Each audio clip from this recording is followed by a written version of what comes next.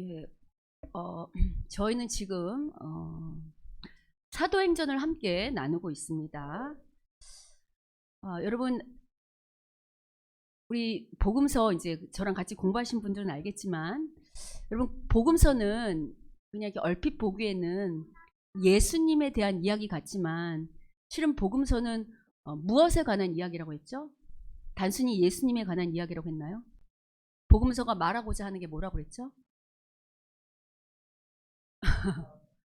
여러분, 예수님께서 이 땅에 오셔서 선포하신 게 뭐죠? 하나님 나라. 그럼 복음서는 예수님에 대한 이야기가 아니고 무슨 이야기냐면 예수께서 이 땅에 가져오신 하나님 나라에 관한 이야기입니다. 그러면 복음서가 예수님을 통해서 이 땅에 어떻게 하나님 나라가 시작되었는지를 선포하는 책이라고 할 때, 그럼 사도행전은 어떤 책이냐라고 할 때, 예수님을 통해 시작된 그 하나님 나라가 어떻게 실제로 세워지고 전 세계적으로 확장되어 나가는 이야기를 하는 게 바로 사도행전이라고 할 수 있습니다. 자, 그럼 제가 여러분한테 이렇게 질문해 볼게요. 여러분, 그러면 하나님 나라가 세워지고 확장된다고 할 때 이 땅에 하나님 나라는 어떻게 세워질까요? 여러분, 지금 하나님 나라가 이 땅에 존재합니까? 존재합니까? 근데 하나님 나라는 국가 없잖아요. 대한민국처럼 하나님 나라라는 표지를 달고 있는 국가 있어요? 없죠. 그러면 이 땅에 하나님 나라는 어떻게 세워지고 확장될까요? 도대체 하나님 나라는 뭘 말할까요? 여러분, 대한민국 사람들은, 그러니까 나라가 되려면 3요소가 있어야 된다 그랬죠. 국민이 있어야 되고 주권이 있어야 되고 땅이 있어야 된다 그랬어요. 우리 대한민국에는 대한민국 국민이 있죠. 중요한 건 대한민국 사람이 되려면 대한민국의 뭐를 따라야 되죠? 법을 따라야 돼요. 대한민국 똑같은 저희랑 한민족이라도 미국에 살면서 미국 법을 따르고 그 시민권자를 따면 어느 나라 사람이죠? 미국 사람이에요. 그럼 동일하게 하나님 나라가 생겼다는 건 일단 하나님 나라 백성이 있어야 되겠죠. 그리고 이 백성이 누구의 법을 따를까요? 그렇죠. 하나님 나라의 법, 즉 이 말씀, 하나님만을 법으로 주인으로 섬기는 백성이 있는 것이 곧 하나님 나라예요. 그러면 구약은 실제적으로 그 하나님 나라가 이스라엘이라는 유대 민족이라는 이스라엘이라는 나라로 실제로 눈에 보이게 세워졌었어요. 그럼 예수님 오신 이 시대에는 하나님 나라가 어떤 형태로 존재할까요? 예수님 믿는 사람들이 하나님의 백성이고 그의 법을 따르는 사람이 하나님 백성이라고 할 때 예수 믿는 사람들이 모인 공동체가 어디죠? 교회예요. 그래서 신약은 하나님 나라가 어떤 형태로 존재하냐면 교회의 형태로 존재합니다. 물론 하나님 나라랑 교회가 딱 일치한다고 말할 수는 없어요. 그러나 구약의 이스라엘이 하나님 나라의 모델이었던 것처럼 신약 시대의 하나님 나라의 모델은 누구냐면 바로 교회예요. 교회를 통해 하나님께서 하나님 나라를 세워가시고 확장시켜 가신다는 거죠. 자, 그러면 사도행전이 제가 앞서서 사도행전이 어떤 책이냐라고 할 때 하나님 나라가 어떻게 이 땅에 세워지고 확장되어 가는지를 말하는 책이라고 할 때 이걸 다른 말로 말하면 어떻게 이 땅에 뭐가 시작되고 교회가 시작되고 그리고 그 교회가 어떻게 예루살렘과 온 유대와 사마리아와 땅끝까지 성령의 인도함으로 말미암아 성령의 역사대로 전 세계로 펼쳐나가는지를 말하는 책이 바로 사도행전을 할 수 있어요. 자, 그럼 여기서 중요한 게 있어요. 여러분, 예수님께서 이 땅에 하나님 나라를 대표하는 하나님 나라가 어떤 건지를 보여주는 그리고 하나님의 뜻을 펼치는 교회를 세우신 목적이 단지 종교적인 어떤 하나의 형태를 띠기 위한 종교적인 백성들을 모으기 위함일까요? 그렇지 않아요. 여러분, 하나님은 종교 안에 갇혀있는 분이 아니고 세상 사람들이 인정하든 안 하든 온 우주의 주인이시고 창조주신 걸 믿으십니까? 아멘이죠. 하나님께서 창조하실 때 하나님의 뜻대로 이 세상이 창조되기를 바랬던 하나님의 계획과 뜻과 원리가 있을까요? 있죠. 우리 계속 배워왔잖아요. 그러면 그러니까 예수님을 통해서 이 세상을 구원하는 거, 우리를 구원한다는 건 단순히 우리만 예수 믿고 하나님 나라 가는 게 아니고 예수 믿는 우리를 통하여 이 교회를 통하여 타락한 이 세상에 누구의 뜻이 나타나길 바랬을까요? 하나님의 뜻이 나타나서 타락한 세상의 원리가 틀렸다라고 말하고 이게 하나님의 뜻이라고 나타내면서 이 세상에 하나님의 선한 뜻을 세워가는 걸로 바라셔서 우리를 교회로 부르셨다는 거죠. 그리고 여러분 실제로 사도행전에서 예루살렘에 정말 교회가 시작되고 유대와 사마리아 온 땅으로 교회가 선포됨으로 말미암아 여러분 세상이 변했을까요? 안 변했을까요? 많이 변했어요. 어떻게 변했는가? 물론 여러분 이 세상은 여전히 악한 세력이 하나님의 허용 아래 죄가 지배하고 있기 때문에 물론 세상은 계속해서 타락을 향해 나아갈 겁니다. 그러나 세상이 계속해서 타락을 향해 나아간다 할지라도 다른 한편에서는 하나님의 세우신 이 교회를 통해서 세상은 하나님의 선한 영향력이 나타나고 있어요. 실제로 여러분 교회로 말미암아 이 세상의 정치, 사회, 경제가 변했을까요? 안 변했을까요? 변했어요. 여러분 일례로 예수님 당시만 해도 여성의 인권은 존중받았을까요? 존중받지 못했을까요? 여성은 인구수에 들어가지도 못할 만큼 존중받지 못했어요. 그런데 여러분 오늘날 남녀 평등에 이르기까지 교회, 기독교의 역할이 있었을까요? 없었을까요? 지대한 역할이 있었습니다. 또 노예제도 폐지나 그 다음에 교육의 보편화, 평등, 그 다음에 이 의료의 보편화, 또 종교가 한 시대를 지배했던 그 중세 시대를 지나서 뭐 문학이나 미술이나 음악 가운데도 기독교인들의 교회의 역할이 있었을까요? 없었을까요? 지대하게 있었죠. 건축의 발전 가운데도 교회의 역할이 참으로 컸다고요. 여러분이 잘 아시는 위대한 클래식의 거장들도 다 크리스찬들이었어요. 물론 여러분 모든 기독교인들이 모두 다 선한 영향을 끼친 건 아니에요. 그러나 그럼에도 불구하고 이 타락한 세상에 선한 하나님의 역사가 나타나도록 실제로 나타나도록 이게 단순히 교회 안에 예배당 안에 갇힌 종교적인 행사가 아니라 정말 세상을 변혁시키고 세상을 바꾸는 그 역할을 한 중심에는 누가 있었다고요? 교회가 있었어요. 여러분 당장 우리나라만 해도 우리나라의 전통 있는 대학이나 병원 혹은 고등학교 같은 학교 누가 세웠죠? 네, 예수 믿는 선교사님들, 교회가 세웠어요. 우리는 지금 이렇게 너무나도 이렇게 이미 다 발전된 남녀 평등 혹은 인권의 존중 이런 것들이 다 발전된 시대에 살고 있어서 어찌 보면 이런 문화를 당연하게 여기겠지만 예수님 당시를 생각해 볼 때 여러분 예수님 당시에 있던 그 사람들 생각할 때 그들이 볼 때 오늘날은 정말 천지가 개벽한 것 같은 변혁의 시대라고 느낄 것입니다. 근데 이 변혁을 누가 이뤄냈다고요? 변혁의 중심에 교회가 있었다고요. 여러분 그런 의미에서 오늘 본문은 교회사적으로 아주 중요한 의미를 가지고 있습니다. 왜냐하면 이 세상을 변혁시키는 대변혁의 중심에 교회가 있다고 할 때 그 교회가 어떻게 시작되냐면 바로 오늘 본문을 통해서 시작되었기 때문입니다. 그래서 오늘은 뭘 할 것인가? 대변혁의 역사를 새로 쓴 그 교회의 시작되는 이 중요한 이 시점에 무슨 일이 있었는지 도대체 어떤 일이 있었는지를 오늘 본문을 통해서 함께 나눠보도록 하겠습니다. 우리가 지난주까지 기억을 잠깐 떠올리시면 예수님의 승천을 목격한 제자들은 이제 예수님의 마지막 당부를 기억하면서 그들의 삶의 땅끝인 자신들의 땅끝인 삶의 자리로 돌아옵니다. 특별히 여러분 12절을 보시면 제자들이 어디에서 출발하냐면 감나문이라는 산으로부터 그 다음에 다시 예루살렘으로 돌아온다고 말하고 있어요. 그리고 이 산은 예루살렘에 가까워서 얼만큼에 가기 좋대요? 안식일에 가기 좋다고 말하고 있어요. 보이세요? 자, 그렇다고 할 때 일단 감나문이라고 하는 산에서 아마 예수님께서 부활 승천하신 것 같아요. 혹시 감람산 하면 떠오르는 사건 없으세요? 이렇게 말하면 잘 모르시는데 겟세마네 동산 그러면 떠오르는 일 있으세요? 겟세마네 동산 뭐가 떠오르세요?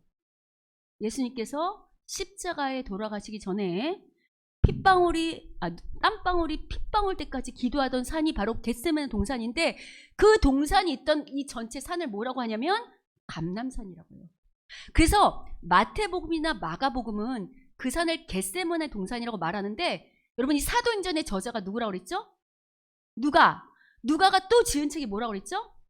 누가복음. 그래서 누가복음은 그 산을 겟세마네 동산이라고 하지 않고 이 감람원 산이라고 말한 것처럼 이렇게 말합니다. 누가복음 22장 39절부터 42절을 우리 잠깐 같이 보면, 자, 우리 함께 그 앞에 부분만 읽어보겠습니다. 자, 함께 읽겠습니다. 시작. 예수께서 나가사 습관을 따라 감람산에 가시매 제자들도 따라갔더니 그곳에 이르러 그들에게 이르시되 유혹에 빠지지 않게 기도하라 하시고. 자, 여기서 누가가 우리한테 무슨 정보를 주냐면 예수님께서 늘 습관에 따라 기도했던 산이 어디래요? 감람산.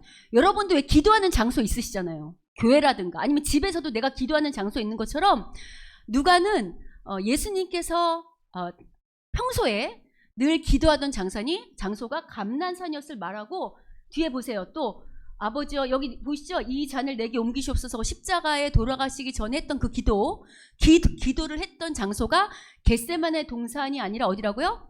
감람산인 걸 말하는 거 보이세요? 같은 얘기예요. 겟세마네 동산이 있던 산이 감람산이거든요. 이때 주님이 제자들한테 뭐라고 말씀하셨냐면, 여러분이 기억을 떠올리시면 예수님만 기도하지 않고 제자들도 따라갔죠. 요 다음 구절을 보시면 예수님이 열심히 정말 땀방울이 핏방울처럼 기도할 때 당연히 제자들도 뭐 하라고 당부하셨을까요? 기도하라고 당부했는데 제자들 뭐 하고 있죠? 제자들이 뭐 하고 있어요? 자고 있는 거 보이세요? 기도하지 않고 자고 있던 거 기억해 두십시오. 자, 어쨌든 이 감람산은 예수님이 죽기 직전에 평소에도 기도하셨을 뿐만 아니라 돌아가시기 직전에 정말 땀방울이 핏방울 되도록 기도하셨던 장소고, 그리고 제자들이 잠자던 장소예요. 자, 그런데 이제 이 감람산에서 지금 오늘 본문 12절을 보면 다시 예루살렘으로 돌아왔는데, 예루살렘에 가까워서, 이 산이 너무 가까워서 뭐라고 말하냐면 12절 후반절을 보세요. 12절 후반절 보면 얼마만큼의 거리래요? 안식일에 가기 알맞은 길이라 라고 하는 거 보이세요? 그럼 이건 뭘 말하냐면, 여러분 유대인들은 안식일날 함부로 이동할 수 있을까요? 없을까요? 없어요. 규율이 있어요. 안식일날 바늘은 몇 땀 이상 뜰 수 있다. 걸음은 몇 보 이상 걸을 수 있다. 이런 규칙이 있거든요. 특별히 역사가 요세푸스라는 역사가 있는데 그 사람의 증언에 따르면 유대인들이 걸을 수 있는 길이는 약 1km예요. 걸어서 갈 수 있는. 그러니까 아마 이 감람산과 예루살렘 돌아왔던 곳이 상당히 가까운데, 특별히 오늘 본문은 이들이 돌아왔던 곳이 어디냐면 어떤 한 다락방이라고 말해요. 모인 장소가 한 다락방이었다라고 말하고 있거든요. 여기 13절에 보면. 그러니까 이들이 모인 이 다락방은 아주 가까운 거리였음을 알 수 있어요. 그럼 많은 사람들이 이 다락방을 어떤 다락방이라고 하죠? 누구의 다락방? 마가의 다락방이라고는 들어보셨어요? 마가의 다락방이라고 많이 추정을 하는데요. 실은 성경 어디에도 이 다락방이 마가의 다락방이라고 말하는 데는 없어요. 다만 마가의 다락방이라고 말하는 이유는 마가복음 14장 12절부터 16절을 잠깐 보시면 먼저 거기 보시면 제가 이제 찾진 않은 건데 거기에 이런 얘기가 나와요. 여러분 예수님 유월절 만찬하셨던 장소 아세요? 거기도 다락방이었거든요. 거기도 마가의 다락방이라고 말하지 않는데 사람들은 그것도 마가의 다락방이라고 생각하고, 특별히 이걸 마가의 다락방이라고 생각한 이유는 사도행전 12장 때문에 그래요. 사도행전 12장 11절부터 12절은 같이 한번 읽어보겠습니다. 자, 같이 한번 읽겠습니다. 시작. 이에 베드로가 정신이 들어 이르되 내가 이제야 참으로 주께서 그의 천사를 보내어 나를 헤롯의 손과 유대 백성의 모든 기대에서 벗어나게 하신 줄 알겠노라 하여 깨닫고 마가라 하는 요한의 어머니 마리아의 집에 가니 여러 사람이 거기에 모여 기도하고 있더라. 지금 베드로가 무슨 일이 있어서 나갔다가 어떤 일이 있어서 돌아온 곳이 어디냐면 기도하는 곳에 모였는데 어디로 갔대요? 요한의 어머니 마리아의 집 보이세요? 그러니까 이제 이런 구절들로 추정해서 아마 사람들은 이 다락방이 마가의 다락방이었을 거라고 추정하는 거지, 성경의 어떤 구절에도 마가의 다락방이라고 말하고 있진 않아요. 근데 중요한 건 이 다락방이 마가의 어머니가 제공했던 다락방이든 그렇지 않든 간에 어쨌든 오늘 본문은 이 다락방에 모인 사람의 수가 몇 명이라고 말하죠? 120명. 오늘 본문 15절에 보면 모인 무리의 수가 120명이나 된다라고 해서 많은 것처럼 말하지만 헬라어 원문에는 이나라는 조사가 없어요. 그냥 약 120명쯤 된다라고 말하고 있어요. 자, 여기에 오늘 120명이 모인 사람들 중에 어떤 사람들이 모였는지를 오늘 본문이 정보를 주는데요. 일단 13절부터 보시면 모인 사람들이 누구냐면 누구죠? 예수님의 제자들, 특별히 가룟 유다를 제외한 11제자인 거 보이세요? 예. 또 그리고 14절을 보시면 앞에 여자들은 잠깐 뒤에 살펴보고 누가 모였다고 하냐면 14절 보시면 한번 읽어볼까요? 14절 자 읽겠습니다. 시작. 여자들과 예수의 어머니 마리아와 예수의 아우들과 더불어 마음을 같이하여 오로지 기도에 힘쓰더라. 지금 예수의 어머니 마리아 그리고 예수의 아우들 그럼 누구냐면 예수님의 가족들인 거 보이세요? 여러분 아우들은 예수님의 동생들인데 여러분 예수님의 동생들 처음부터 예수님 잘 믿었나요? 처음부터 예수님을 메시아로 인정했었나요? 그렇지 않아요. 여러분 마가복음 3장 21절을 잠깐 볼게요. 마가복음 3장 21절을 잠깐 같이 한번 읽어보겠습니다. 읽겠습니다. 시작. 예수의 친족들이 듣고 그를 붙들러 나오니 이는 그가 미쳤다 함일러라. 여기서 그는 예수님이에요. 예수 초반에 예수님 초기 사역에는 예수의 가족들, 친족들은 예수님을 메시아로 인정하지 않았어요. 그래서 예수님 보고 미쳤다고 하고 오히려 잡으러 다녔다고.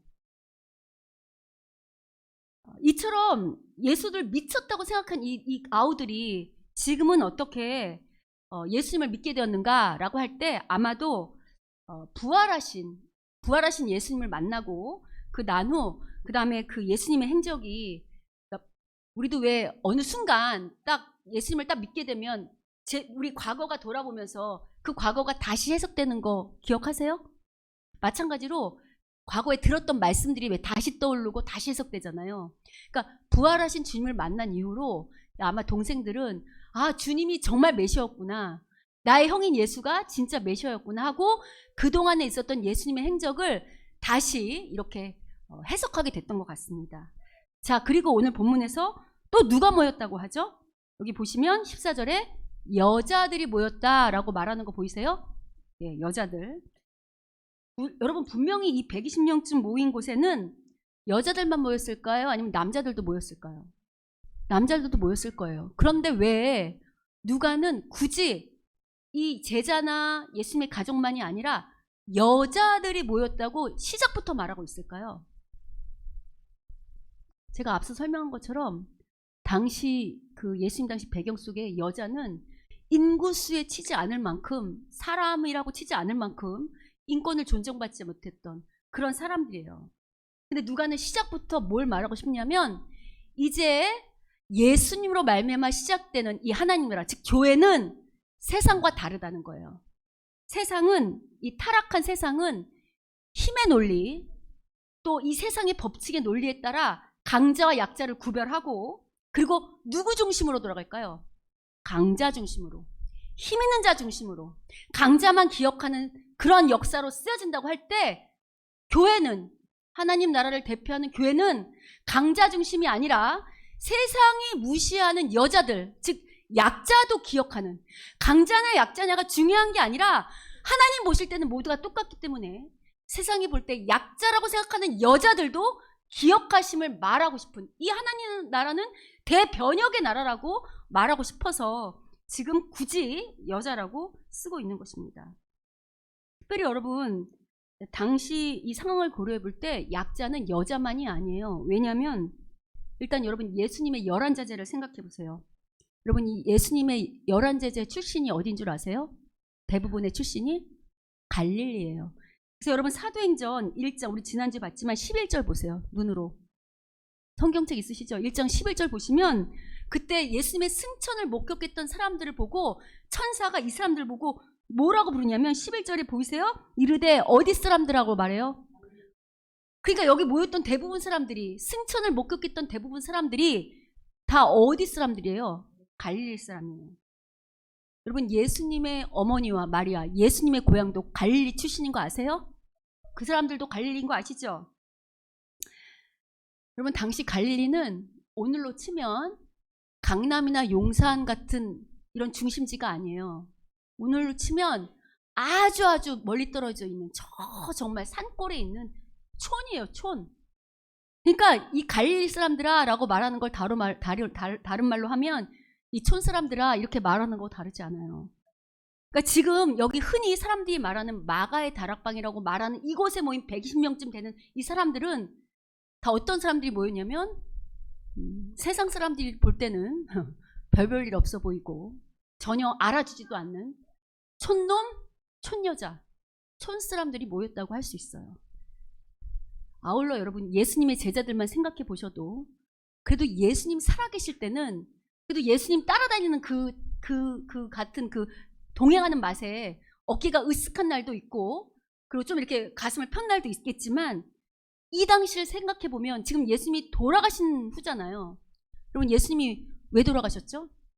유대인들 입장에서는 신성 모독의 죄로 돌아가셨고요. 로마인들 입장에서 보면 정치범으로 돌아갔다고.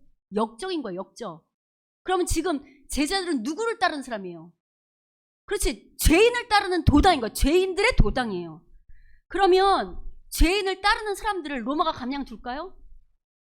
그들을 무르는 무리들을 그냥 둘까요?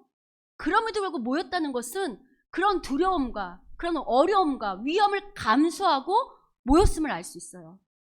그런데 이들이 왜 여기 모였는가? 이들은 안 거예요. 부활하신 예수님, 승천하신 예수님을 직접 목격한 후에 세상이 모른다 할지라도 세상이 인정하지 않는다 할지라도 예수님만이 참 우리의 구주시요 생명이고 길이고 진리라는 것을 알았기 때문에 모든 위험을 감수하고 이 다락방에 모인 것입니다. 특별히 이들은 예수님으로부터 예수님의 마지막 유언, 마지막 당부인 땅끝까지 복음의 증인이 되라는 이 사명을 받은 자들이에요. 이제 이 사명을 받았을 때 이들의 가슴이 얼마나 불타올랐겠어요. 주님 나라를 세우는 일에 우리가 정말 부름을 받았구나. 근데 이렇게 이 귀한 사명을 받았을 때 이들이 제일 먼저 한 일이 뭐죠? 여러분 오늘 본문 14절을 보시면 이 120명이 모여서 제일 먼저 한 일이 뭡니까? 오로지 기도에 힘쓰더라. 다시요. 이 사람들이 이 사명을 받았을 때 제일 먼저 한 일이 뭐라고요? 오로지 기도에 힘쓰더라. 여기에 기도에 힘썼단 말은 헬라어로 번역하면 기도에 자기를 묶었단 말이에요. 전심으로 자기를 기도에 칭칭칭 묶었다고. 그리고 이 기도하는 120명을 통해서 이제 뭐가 시작되냐면 교회가 시작돼요. 하나님은 세상은 별 볼 일 없어 보이는 세상은 알아주지도 않는 여자들과 촌사람들을 통하여서 오직 하나님만을 바라보며 하나님의 사명만을 바라보며 가슴에 그 뜻을 품고 오로지 기도에 힘쓴 이 120명을 통해서 하나님 나라의 새로운 역사인 교회만 시작되는 게 아니라 아까 제가 교회가 시작됨으로 세상에 대변혁이 일어났다는 거 기억하세요? 이 120명을 통하여 세상에 대변혁을 이루신 겁니다. 여러분 이 120명이 우리가 이제 시대가 만 2000년 지난 우리는 이런 성경 본문을 통해서 이 무명의 120명을 통해서 이 120명이 하나님의 거대한 역사에 새로운 역사를 쓰는 그 대번역의 중심에 있었다는 거 우리는 알지만 그 당시 사람들은 이 120명 알아봤을까요? 전혀 몰랐을 거예요. 그 사람들은 이 사람들이 뭐 하는 사람인지도 모르고 이런 다락방에서 집회가 있다는 것조차 몰랐을 거예요. 여러분 세상 사람들만도 몰랐을까요? 아니요. 기도하는 120명의 당사자도 자기들이 이 세상을 변화시키는 이 세상의 새로운 역사를 쓰는 그 하나님의 역사의 시작에 대변혁의 시작에 자기들이 쓰임 받는 사람들이라는 거 알았을까 몰랐을까요? 전혀 몰랐을 거예요. 그들은 그저 주님 말씀대로 자신들이 서 있는 땅 끝에서 그저 기도했을 뿐인데 기도했던 이 무명의 사람들을 통해 하나님은 대변혁의 역사를 쓰신 겁니다. 여러분 세상 사람들은 세상의 거대한 역사는 스티브 잡스나 아니면 아인슈타인 같은 위대한 천재들을 통하여 쓴다고 생각해요. 아니면 알렉산더나 나폴레옹 같은 거대한 힘을 가진 사람들이 세상의 역사를 쓴다고 생각합니다. 물론 그런 측면도 있겠죠. 근데 여러분, 이 세상의 역사의 진짜 주인은 누구시죠? 하나님이세요. 여러분, 요한계시록이 말하는 건 딴 게 아니에요. 세상이 아무리 잘난 척하고 돌아간다 할지라도, 이건 요한계시록뿐만 아니라 선지서도 마찬가지인데, 거기 보면 바벨로나, 이집트야, 모압, 암몬, 너네 잘난 척하지 마라. 니네가 아무리 잘난 척한다 할지라도 너희들을 주관하시고 역사 쓰는 분 누구라고 말하죠? 하나님이라고 말씀하세요. 이 세상이 아무리 잘난 척하고 거대한 역사를 쓰는 것처럼 말하지만 결론은 요한계시록을 뭘 말하냐면 그 모든 주권을 하나님이 붙잡고 계시고 하나님은 이 모든 역사를 결국은 교회를 세우고 교회를 완성시키는, 하나님 나라를 완성시키는 역사로 쓰고 가시는 주인이라고 분명히 말하고 있거든요. 따라서 세상 사람들은 모르지만 지금 이 거대한 이 세상의 역사를 누가 쓰고 계시죠? 하나님이 쓰고 계시는 거예요. 그럼 여러분, 하나님께서 이 역사를 쓰고 계신다고 할 때 누구를 통해 쓰고 계신다고 오늘 본문이 말하죠? 하나님만을 전심으로 섬기는, 오로지 기도에 힘쓰는, 여러분이 이렇게 120명이 모여서 기도에 힘쓸 때 자기 뜻을 구했겠어요? 아니면 하나님 뜻을 구했겠어요? 당연히 하나님 뜻을 구했겠죠. 하나님 뜻을 구하며 그의 말씀에 순종하며 그의 사명을 감당하기로 작정한 사람들을 통하여 하나님께서 역사를 쓴다고 오늘 본문이 우리에게 말하고 있어요. 오늘 본문은 당시 전 세계를 주름잡던 로마 황제나 그의 귀족들이나 아니면 유대인들 입장에서 보면 유대인들이 최고 권력자고 지도자였던 대제사장이나 레위나 바리새이나 서기관 같은 사람들을 통하여 쓰시지 않고요.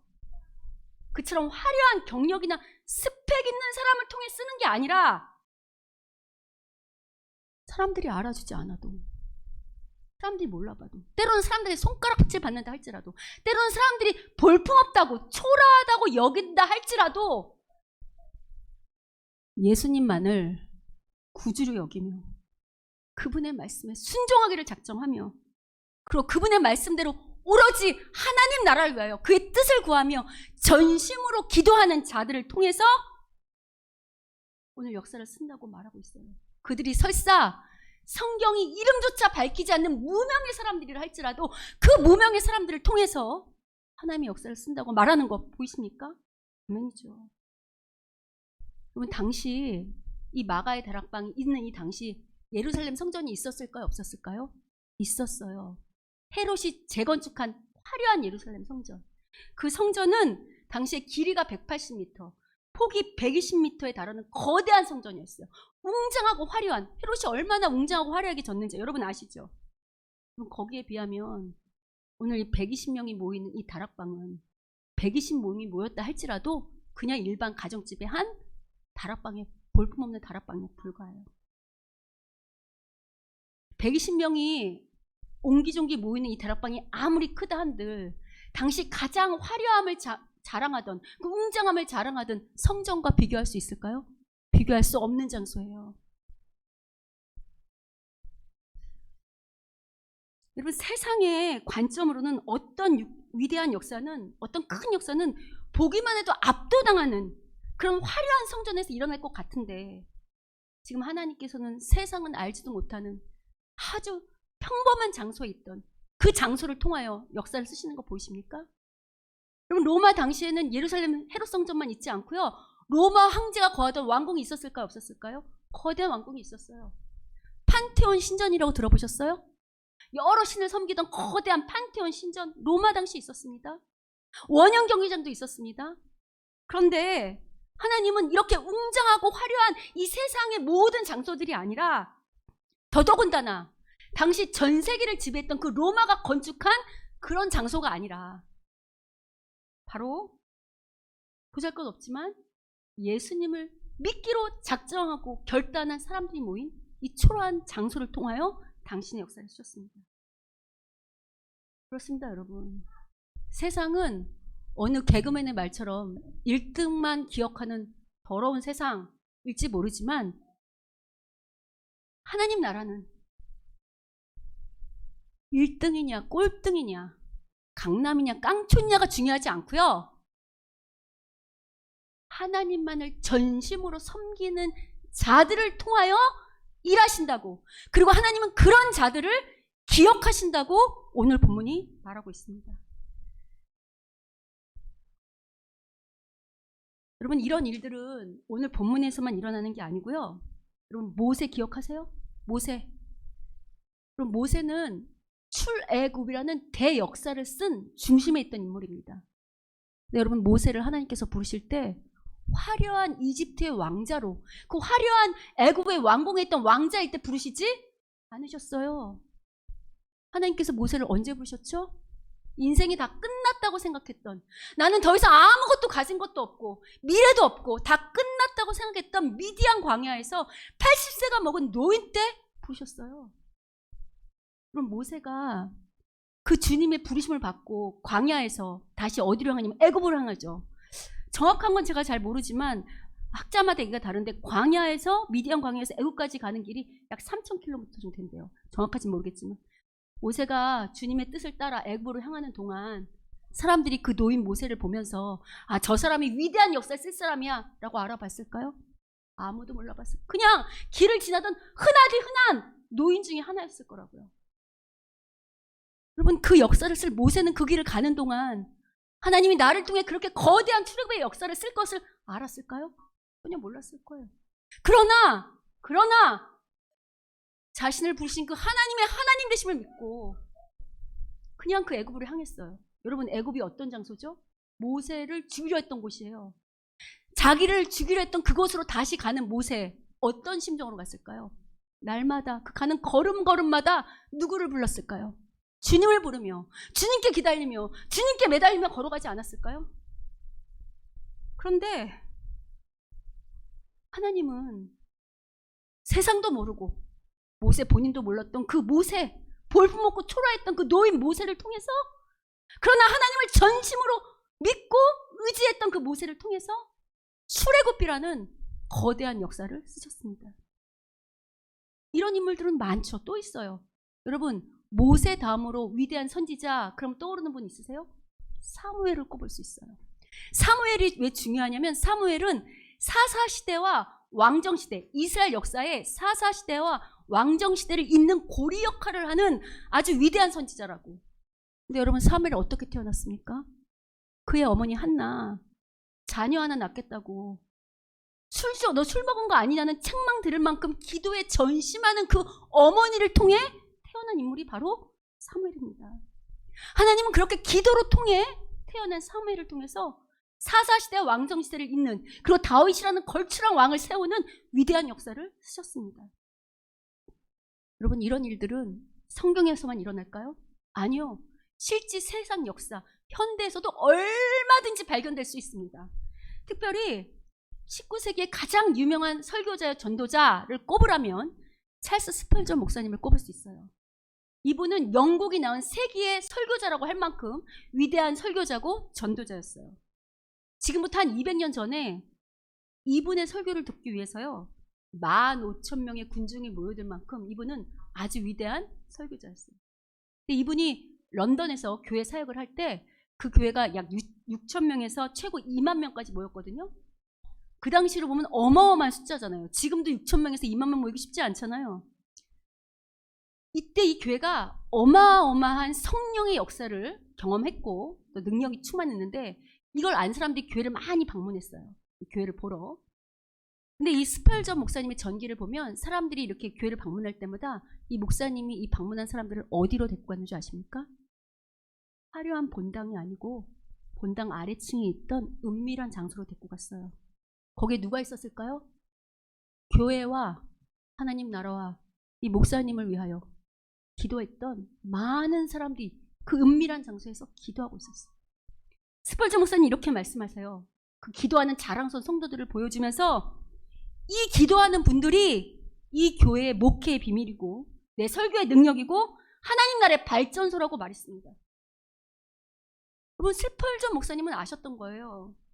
교회의 부흥이 자신의 탁월한 설교가 아니라 교회를 위하여 늘 화려한 본당이 아닌 아무도 알아주지 않는 은밀한 장소에서 누가 알아주지 않는 무명의 사람들이 하나님 나라와 교회와 전도자들을 위해서 힘쓰고 애쓰고 기도했던 바로 그들을 통해서 하나님의 역사를 쓴다는 것을 목사님은 아셨던 거예요.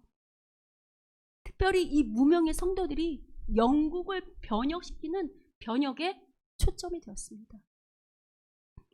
여러분, 세상은 유명한 전도자요 설교자였던 찰스 스펄전 목사님만 기억하겠지만 하나님은 찰스 스펄전 목사님만 기억하시는 게 아니고요, 그의 나라와 그의 위와 교회와 목사와 성도를 위해 눈물로 은밀한 장소에서 오로지 기도에 힘썼던 그 무명의 성도들을 똑같이 기억하실 겁니다.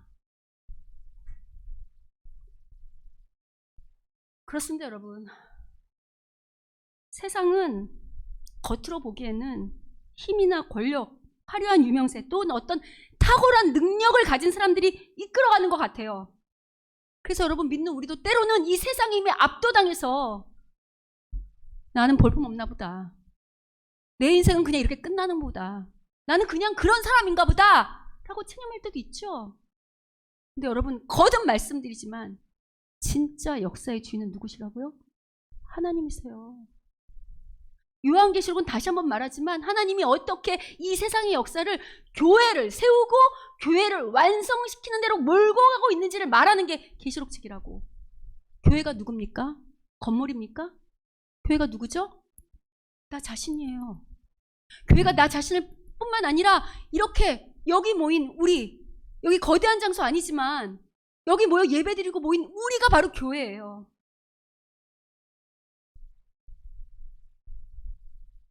진짜 역사의 주인이신 하나님께서는 오늘도 당신의 역사를 누구를 통해 쓰실까요? 당신의 사람들 통해 쓰십니다. 특별히 어떤 사람들? 무명이어도 상관없어요. 볼품 없어도 상관없어요. 스펙 없어도 괜찮아요. 학벌? 괜찮아요. 건강, 나이 다 괜찮아요. 하나님 보시는 건 뭘까요? 그의 중심에 오직 하나님만을 나의 구주로 섬기며, 앞서 언급한 것처럼 내가 서 있는 땅끝에서, 그 삶의 자리인 땅끝에서 신실하게 주님의 명령대로 살겠다고 다짐하며 날마다 기도에 힘쓰는 바로 그 사람을 통해서 하나님의 거대한 역사를 쓰신다고 오늘 본문이 우리에게, 아니 성경 전체가 말해주고 있습니다.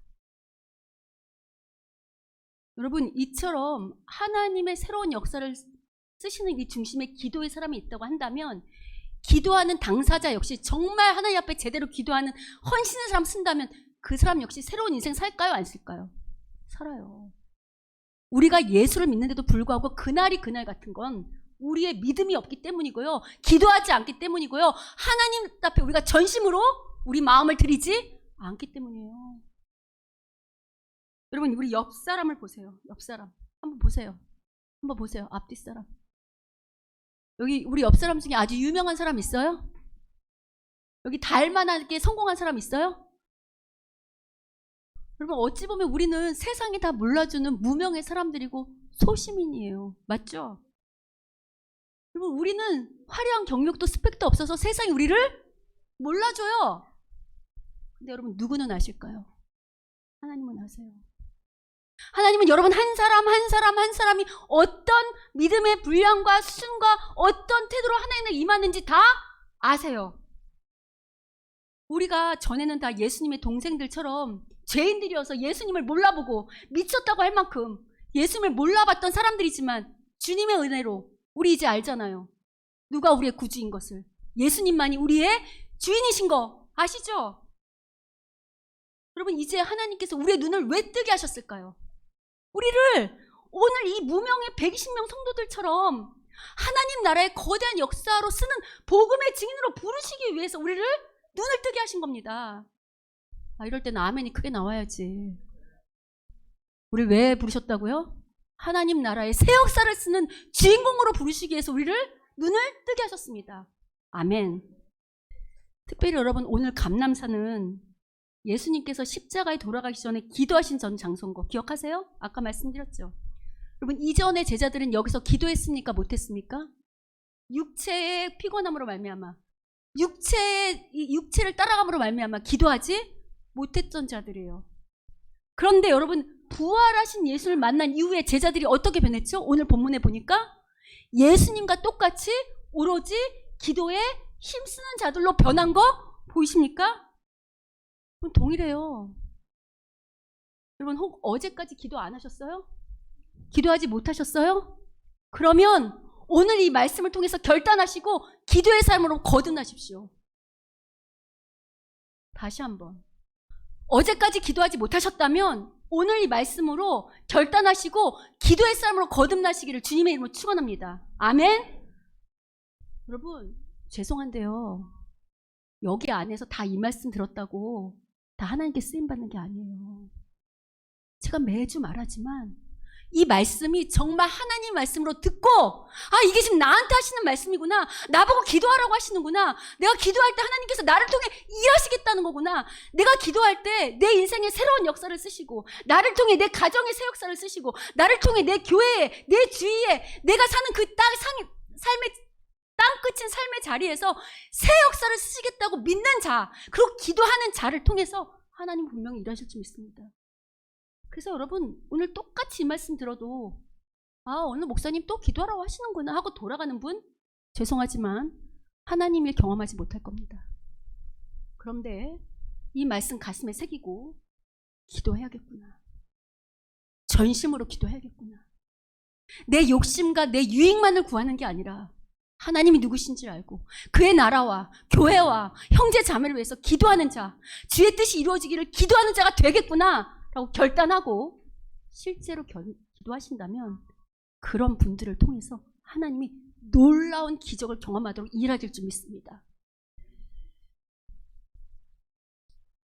그러니 여러분, 이렇게 말했는데도 기도하지 않으실 겁니까? 여러분, 삶이 너무 무섭고 두려우세요? 내 미래가 어떻게 될지 몰라서 불안하세요? 내가 너무 초라해서 견딜 수 없으세요?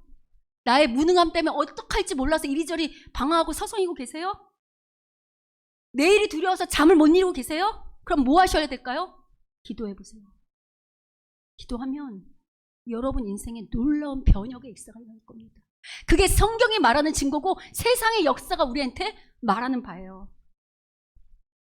다시 한번 말씀드리지만 주님은 세상의 경력에 상관없어요. 학벌과 신분에 상관없이 세상이 몰라준다 해도 정말 주님을 사랑하기 때문에 그의 나라와 그의 교회와 그의 형제자매와 그의 뜻을 이루기 위해 기도하는 그들을 통해서 하나님의 역사, 그가 설사 무명이라도 쓰신다는 것 반드시 기억하시기를 축원합니다. 바라기는 오늘 말씀을 통해 우리 모두가 하나님 나라와 의를 위해 기도하고 이 하나님 역사를 쓰는 그 중심에 서는 귀한 주님이 기억하시는 그런 하나님의 사람이 되기를 주님의 이름으로 축원합니다. 아멘.